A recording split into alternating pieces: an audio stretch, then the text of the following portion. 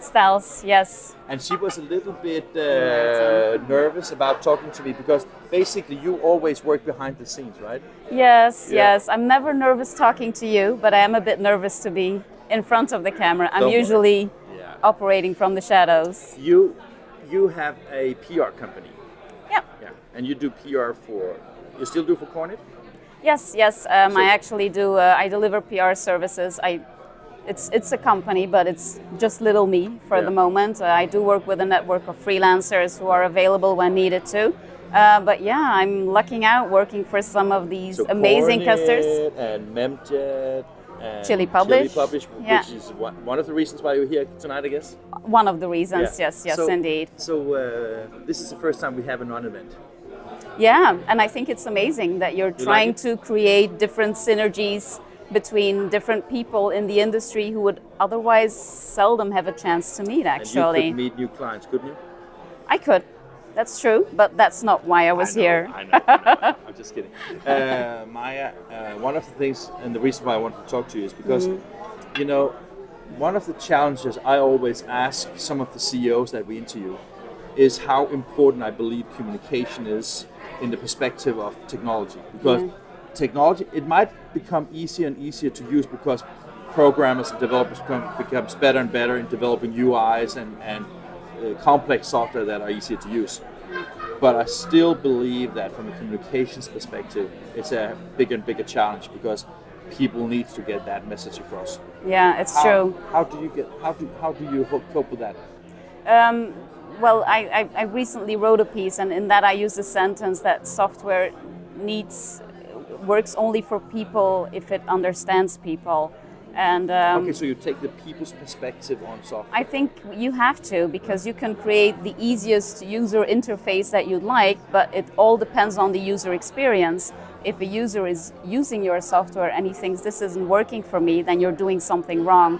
Either you did a malfunction in the design, or you communicated it the wrong way. And I think a lot of the technology companies out there need help with messaging and trying to put into lake terms what their developers are trying to bring across. And for a lot of companies, that's sometimes a huge barrier to face. So we try to help.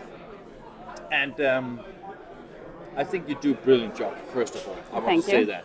Because I think, as I said, when we had dinner, I said that I think that you get so involved in your clients that you sometimes forget that you're not actually an employee with that company, right? Yeah.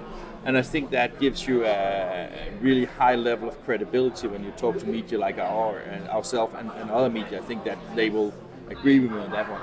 Is that something that you have decided to do, or is it just something that happens because of your personality and things like that? Or? I fear it's a bit inherent to my personality. You shouldn't be afraid of me admitting that. But no, I tend to be a very committed person. Yeah. I find it very difficult to commit myself to a company that I don't fully support or believe in or trust, actually, because it all comes down to trust in the end. Yeah. You are establishing a reputation for yourself, so am I. If we respect each other's reputation, we do, right? We do. I mean, and what we're trying to establish, I think that can only be done if there's a mutual level of commitment and trust involved. Yeah. So yes. I like that approach, but are you able to? Because if you are working with PR, for example, for Chili Publish, I guess that you have to talk to maybe not hundreds of media, but a lot of media. Are you capable of building that relationship with so many different media in order to? Because I mean, I understand that you do it because of your personality, so it's not a game you play. I totally understand that, but I'm just saying that if that's so deep in your roots that you do that, it must cost something of you as a person.